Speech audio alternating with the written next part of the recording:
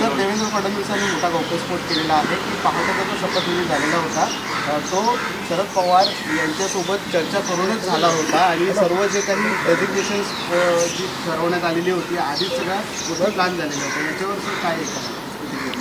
शरद पवारांशी बोलून जर तो शपथविधी झाला असता तर नक्कीच ते सरकार चाललं असतं, सरकार 72 तासात कोसळलं नसतं. पहा की हे जे सरकार देवेंद्र फडणवीस जे असतील त्यांच्याविषयी मी काय बोलू. अलीकडे मी त्यांची वक्तव्य पाहतो आहे. देवेंद्र फडणवीस किंवा त्यांच्या पक्षाचे जे प्रमुख लोक आहेत, मला असं वाटतं की देवेंद्र फडणवीस हे या जगातलं 10वं आश्चर्य आहे.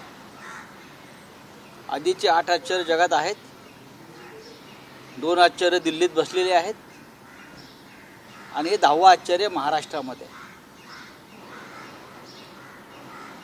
किती खोटं बोलावं माणसानं. मुळात तुम्ही विश्वासघात केल्यामुळे मुख्यमंत्री पदाबाबत शिवसेनेचा जे 2.5 वर्षाचं मुख्यमंत्रीपद देण्याचं आपण मान्य केलं होतं, देवेंद्रजींनी त्यांचं हॉटेल ब्ल्यू सी मधलं स्वतःचंच वक्तव्य जे उपलब्ध आहे ते पाहावं स्वतः की ते स्वतः काय बोलले. अमित शहांसमोर सत्तेचं वाटप 50-50%, पॉवर शेअरिंग 50-50 हा त्यांचा शब्द आहे. त्यांनी विश्वासघात केल्यावर इतर कोणी आमचा विश्वासघात केला त्यावेळेला सत्ता बनवताना, म्हणून आता गळा काढण्यात काय अर्थ आहे. अजून ते पहाटेच्या शपथविधीतून बाहेर पडलेले नाही आहेत. उद्या ते असं बोलतील 6 महिन्यापूर्वी जो 40-50 आमदारांचा सुरत, गुवाहाटी, गोवा आणि मुंबईत जो शपथविधी झाला तोही शरद पवार साहेबांच्या सांगण्यावरून झाला असंही सांगू शकतात. ते एका वैफल्यातून ते बोलत आहेत. महाराष्ट्रामध्ये त्यांच्या सरकारविषयी अत्यंत तिरस्कार आणि घृणा आहे. विधान परिषदेच्या निवडणुकांमध्ये दारुण पराभव त्यांना पत्करावा लागला. नागपूर, विदर्भात ते हरले आणि उद्या ज्या पोटनिवडणुका कसबा आणि चिंचवडला होत आहेत तिथे दारुण पराभव दिसतो आहे. म्हणून लोकांना गुमराह करायचं, भ्रमित करायचं म्हणून अशा प्रकारचे विधानं ते करतात. अजितदादा पवार हे ठामपणे, मजबूतीनं महाविकास आघाडीचे नेते म्हणून महाराष्ट्रामध्ये एक वातावरण तयार करतायत आणि भारतीय जनता पक्षाला आव्हान देत आहेत. तेव्हा आमच्या सगळ्यांच्या प्रतिमांना तडे देण्यासाठी अशा प्रकारची खोटी विधानं आपण किती केली तरी लोकांचा विश्वास बसणार नाही. मी परत सांगतो, पहाटेचा शपथविधीच्या आठवणींना अजूनही फडणवीसांना दचकून जाग येते. याची कारणं त्यांनी शोधली पाहिजेत आणि उपचार करून घेतले पाहिजे. महाराष्ट्रातलं वातावरण हे मिंदे आणि फडणवीस सरकारच्या विरोधामध्ये आहे, त्याचा परिणाम असेल. अजून काही आपल्याकडे? सर, काल त्यांनी बोलताना अजून एक गंभीर आरोप केला आहे की मला जेलमध्ये टाकण्याचं षडयंत्र जे आहे ते झालेलं होतं आणि याला उद्धव ठाकरे यांची संमती नव्हती तर मूकसंमती होती. बघा, ते खोटं बोलत आहेत. परत सांगतो, तेही राज्याचे मुख्यमंत्री राहिलेले आहेत, तेही अनेक वर्ष राजकारणामध्ये आहेत. विरोधी पक्षनेते पदावर बसलेल्या व्यक्तीला एखाद्या आरोपात, राजकीय आरोपात तुरुंगात टाकण्याची परंपरा शिवसेनेची नाही, भाजपची असू शकते. भाजपनं गृहमंत्री असतील, माझ्यासारखे पक्षाचे नेते आणि खासदार असतील, संपादक असतील, त्यांना तुरुंगात टाकलं, मंत्र्यांना तुरुंगात टाकलं. हे सुडबुद्धीच्या कारवाया, ही परंपरा, ही विकृती भारतीय जनता पक्षाची आहे. ही आमच्या सरकारची किंवा ठाकरे कुटुंबाची अजिबात नव्हती. तेव्हा त्यांनी या भ्रमातून बाहेर पडलं पाहिजे. किंबहुना मला असं लक्षात आलं होतं त्यावेळेला, मुळात त्यांना अशी भीती का वाटावी की मला तुरुंगात टाकतील. असं त्यांनी कोणता गुन्हा आणि कृत्य केल्याचं त्यांचं मन त्यांना खात होतं. आमच्या सगळ्यांचे फोन उद्धव ठाकरेंपासून शरद पवारांपर्यंत, संजय राऊतांपर्यंत आमच्या सगळ्यांचे फोन टॅप करण्यासाठी रेकॉर्ड करून ते ऐकले जात होते आणि हा फार मोठा गुन्हा आहे. आमचे फोन ऐकून आमचं सरकार बनत असताना आणि त्याआधी हे आणि ते जे संबंधित अधिकारी त्यांना जी क्लीन चिट दिली, मग त्यांनी संबंधित अधिकाऱ्यांवरती जी कारवाई, जो तपास सुरू होता तो का थांबवला? चौकशी झाली असती ना, दूध का दूध पाणी का पाणी झालं असतं. तुम्ही आल्याबरोबर ज्या चौकशा थांबवल्यात त्याच्यामध्ये आमचे फोन टॅपिंग जे झाले ती चौकशी थांबवलेली आहे. त्याच्यामुळे तुमची भीती जी आहे, तुमचं मन तुम्हाला खातं आहे. चोराच्या मनात तांदळं असे म्हण आहे. आणि त्यांची इच्छा होती असं मला कळलं, आम्हाला कळलं, उद्योजकांना कळलं की महाराष्ट्रामध्ये महाविकास आघाडीचं सरकार बरं चाललेलं आहे. काही करून जर मला तुरुंगात घालण्याची परिस्थिती निर्माण केली तर कदाचित माझ्या बाजूनं सहानुभूतीची लाट निर्माण होईल, असं त्यांचंच एक स्वप्न त्यांनासारखं पडत होतं. पण ते स्वप्न आम्ही पूर्ण होऊ दिलं नाही. बोलिये. खरं तर अनेक काल त्यांनी खरं तर थेट आरोप केले. त्यांनी काल कोणताही गौप्यस्फोट काय साधी लवंगी फटाकेही फोडली नाही आहे. तुम्हाला तो गौप्यस्फोट का वाटतो मला कळत नाही. 2.5 वर्षानंतर सुद्धा तोच कोळसा उघडत बसलेले आहेत. कसले स्फोट त्याच्यामध्ये आहेत? ज्या पद्धतीने जी व्हिडिओ क्लिप व्हायरल झाली होती ती स्क्रिप्टेड व्हिडिओ क्लिप होती असं वाटतं तुम्हाला? कोणती? देवेंद्र फडणवीसांनी जे विधान केलेलं होतं त्या संदर्भात ते असं पण त्या व्हिडिओमध्ये म्हणाले होते की खरं तर इथे कोणता कॅमेरा नाही आहे, कॅमेरा असं तर मी त्याच्यावरती आता बोलू इच्छित नाही, कारण हा काय महाराष्ट्रातला गंभीर विषय नाही आहे. ते जे काय बोलतात किंवा काय करतात, स्फोट करतात, एखाद्या वृत्तपत्र चॅनलला गेले आणि बोलले, त्याच कसले स्फोट आहे? 2.5 वर्ष सरकार चाललं. ते सरकार पूर्णपणे काँग्रेस आणि शरद पवार साहेबांच्या पाठिंब्यावर चाललं. ते सरकार बनवण्यासाठी शरद पवार साहेबांचा प्रचंड एक मेहनत आणि त्यांचं एक आशीर्वाद होता. तर तुम्ही त्यांच्याशी चर्चा केली आणि सरकार आम्ही बनवत होतो वगैरे या बोलण्याला काय अर्थ नाही. मुळात तुम्ही आमचा विश्वासघात केला, त्याच्यामुळे आमचा विश्वासघात केला असं त्याने सांगून त्यांचा. तुम्ही आधी आमचा विश्वासघात का केला त्याच्यावर तुमच्याकडे उत्तर आहे का? तुम्ही आम्हाला 2.5 वर्ष मुख्यमंत्रीपद द्यायला तयार नव्हता आणि आता ही टेस्ट्यूब बेबी मांडीवर घेऊन तुम्ही बसलेला 2.5 वर्षासाठी. हा मिंदे गटाची ती टेस्ट्यूब बेबी आहे ना, त्याचं उत्तर द्या. 2.5 वर्षाचा जो वायदा आणि वादा होता तो तुम्ही का पूर्ण केला नाही? असं काही ठरलंच नव्हतं. हे बोलण्याची हिंमत करू नका, असंच ठरलं होतं आणि हे तुमच्या तोंडून सुद्धा निघालेलं आहे. हॉटेल ब्लू सीमधलं तुमचं वक्तव्य तुम्ही तपासून पहा अमित शहांच्या साक्षीनं.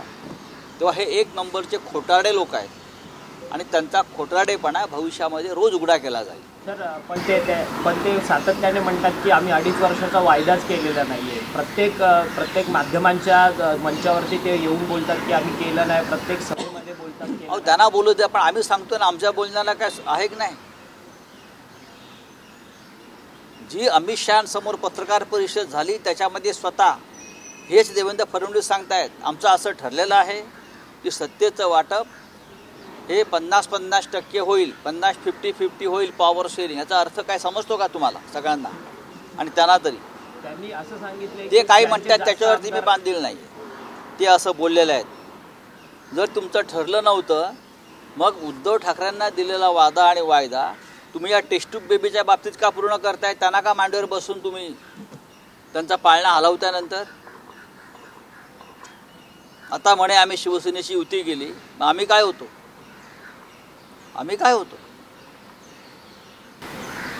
काल भाजपचं 150+ अरे सोडा पूर्ण झाल्याच्या नंतर शिवसैनिकांवर काल गुन्हे दाखल करण्यात आलेले आहेत. काल एका माजी नगरसेवकाला सुद्धा अटक केली. प्रश्न मांडण्या प्रकरणात धक्काबुक्की मुंबई, ठाणे, नाशिक अशा अनेक भागात जिथे महानगरपालिकेच्या निवडणुका आहेत तिथे शिवसैनिक, माजी नगरसेवक आणि शिवसेनेचे पदाधिकारी यांना खोट्या प्रकारामध्ये गुंतवून तुरुंगात टाकण्याचं षडयंत्र मिंदे गट आणि भाजपा यांनी सुरू केलं आहे. पण आम्ही त्यांच्याशी लढू आणि संघर्ष करू. बोलिये. सर आज सुप्रीम कोर्टात सुनावणी आहे रेग्युलर बेसवर. बघा मी असं म्हणणार नाही जसं देवेंद्र फडणवीसांनी सांगितलं की आम्हालाच चिन्ह मिळणार आणि आम्हीच जिंकणार. ती काही निवडणूक नाही आहे किंवा ती EVM मशीन नाही आहे सेटिंग करायला. किंवा जे मिस्टर राणे म्हणाले आहेत ब्रेकिंग न्यूज घ्या, चिन्ह मिंध्यांनाच मिळणार, आम्ही इतकंच सांगू, आमची शिवसेना ही 100% खरी आहे. आम्ही म्हणजे शिवसेना आहोत, म्हणजे ठाकरेंची शिवसेना ही खरी आहे. आणि आमचा न्यायदेवतेवरती विश्वास आहे. न्यायदेवता आमच्या खिशात आहे. अशा प्रकारच्या गमजा कोणी मारत असेल तर त्या देशाचा अपमान करतायत. निवडणूक आयोग असेल किंवा सर्वोच्च न्यायालय असेल, आम्ही त्यांच्यावरती विश्वास ठेवून न्यायाच्या अपेक्षित आहोत. सर, शेड्यूल 10 प्रमाणे त्यांनी हे सुद्धा सांगितलं की शेड्यूल 10ला सुप्रीम कोर्टात जे शिंदे गटाचे वकील आहेत ते शेड्यूल 10 प्रमाणे युक्तिवाद करतील आणि गटनेत्याने बघा, युक्तिवाद होईल ना. मग आता कशाला युक्तिवाद? इथे युक्तिवाद करू नका ना. ही काय युक्तिवादाची जागा नाही आहे ना. युक्तिवाद झाल्यावर पाहू. नाही, पण त्यांनी सांगितलंय की त्यांनी काही सांगू द्या. आप हिंदी में पूछे, आपको क्या चाहिए? देवेंद्र फडणवीस जी ने कल एक बयान दिया है कि जो सुबह सुबह की 2019 की सरकार बनी थी उसके बारे में शरद पवार जी को जानकारी अभी तक वो 2.5 साल हो गया, वही सपना देख रहे हैं सुबह का. अभी भी वो जागे नहीं है, जाग नहीं उठे. वही उनको सपना गिर रहा है कि शपथ विधि हो रहा है, मैं और अजीत दादा पवार शपथ ले रहा हूँ. कब तक चलेगा ये? कब तक ये चक्की पीसते रहेंगे? भाई देखो, उनको 2.5-3 साल हो गया है और पवार साहब का उनसे कोई संबंध नहीं है. अगर पवार साहब ये सब कुछ कांड करते तो सरकार चलती है वो 5 साल के लिए. यह आपकी असफलता है. आप एक भी विधायक नहीं तोड़ सके उस वक्त, ना शिवसेना के, ना एनसीपी के, ना कांग्रेस के. सबसे पहली बात है कि आपने शिवसेना के साथ विश्वासघात किया था. बाद में आप वो विश्वासघात पवार साहब से कर रहे थे, वो भी आपको उसमें सफलता नहीं मिली. फिर 3 साल के बाद आपने ये शुरू किया कार्यक्रम, ईडी, सीबीआई, इनकम टैक्स का इस्तेमाल करके, पैसों का इस्तेमाल करके हमारे लोग तोड़े. बात ऐसी है, अगर ये राजनीति और विश्वासघात है तो आपके साथ जो विश्वासघात हुआ ऐसे आप बोल रहे हो, तो उसके लिए आप क्यों रो रहे हो? हमारे साथ भी आपने विश्वासघात ही किया है ना. लेकिन शरद पवार साहब अगर उसमें शामिल होते इस षड्यंत्र में, तो अजीत दादा पवार और आपकी सरकार ज़रूर 5 साल तक वो चला लेते. शरद पवार साहब जो है वो अपने शब्दों का पक्का काम करने वाले नेता है. चलिए सर, आज नाशिक दौऱ्याला सर, आपने फोन टैपिंग वाले मामले भी अभी कहा था कि देवेंद्र फडणवीस जी ने आपके और उद्धव जी के. मैं ये नहीं कहा कि फडणवीस जी ने कल कहा कि महाविकास आघाड़ी सरकार का एक षड्यंत्र रहा कि उनको अरेस्ट हम करने वाले थे. हम उनको क्यों अरेस्ट करें भाई? वो लीडर ऑफ अपोजिशन थे.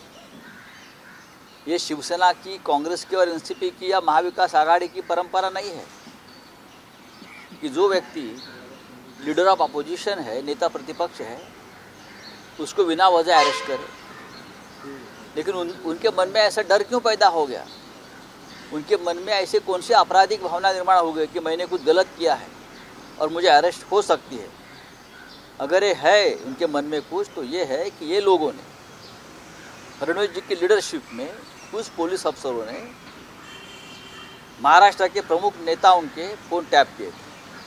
जब ये सरकार बंद रही थी तो एमएलए, बाद में उद्धव जी, नाना पटोले जी, अजित पवार, संजय राउत, पवार साहब, सुप्रिया सुळे, ये सभी प्रमुख लोगों के फ़ोन टैप करके वो हमारी बातें सुन रहे थे. ये बहुत बड़ा अपराध है और इस अपराध के बारे में महाविकास आघाड़ी सरकार ने जब जांच कमेटी बिठाई, पुलिस को आदेश दिए, तो जांच चल रही थी और जिस पुलिस अधिकारी के ऊपर एफआईआर लॉज हो गया, गुना दाखिल हो गया, उसके ऊपर के सभी केसेस ये सरकार आने के बाद पीछे लिए गए. क्यों नहीं जांच होने दी? फिर आप डरे हुए लोग, आपने पाप किया, आपने गुनाह किया, इसलिए आप डर रहे हैं. चलिए, प्रिविलेज मोशन जो इनके खिलाफ, राहुल गांधी के खिलाफ दिया गया था, उसका नोटिस इनको जारी कर दिया गया है. 48 घंटे में उन्हें अपना पक्ष रखने का. राहुल गांधी ने जो प्रिविलेज मोशन के बारे में जो उनको नोटिस दिया है, मुझे लगता है देश की जनता के सामने एक बहुत बड़ा एक क्या बोलता है, एक बहुत बड़ा जोक हो गया है। राहुल जी ने कुछ सवाल पूछे हैं अडानी के बारे में, मोदी जी को, प्रधानमंत्री को। उसमें से एक दो सवाल तो बहुत सिंपल है कि आपके अडानी जी के साथ क्या रिश्ते हैं, आपके साथ अडानी जी कितने बार हवाई जहाज़ में आपके साथ वो विदेश में गए हैं, भारतीय जनता पार्टी के कितने इलेक्टोरल बॉन्ड अडानी जी ने खरीदी की है। ये छोटे छोटे सवाल है जो आरटीआई में भी मिल सकते हैं उसके जवाब। प्रधानमंत्री को अगर या भारतीय जनता पार्टी को राहुल गांधी का भाषण डिफेमेटरी लगा तो प्रधानमंत्री को मौका मिला था राहुल जी को जवाब देने का, जवाब क्यों नहीं दिया? आपने अडानी का अ भी नहीं लिया और आप एक संसद सदस्य को प्रिविलेज मोशन की नोटिस भेजते हो। ये तो तानाशाही का बहुत बड़ा प्रोग्राम बन गया है इस देश में। ठीक है, देख लेंगे, लेकिन आपने राहुल गांधी की सब टिप्पणियां लोकसभा की रिकॉर्ड से निकाल दी। लेकिन राहुल जी ने जो कहा है पूरे देश में पहुंच गया, पूरे विदेश में गया है और आज भी चल रहा है और उनके सवाल जायज़ है। देश लूटने का काम किसने किया है, ये सवाल पूछा राहुल गांधी ने। इस प्रकार के सवाल मोदी जी ने भी पूछा है बार बार जब कांग्रेस की सरकार यहाँ थी। उसमें गलत क्या है?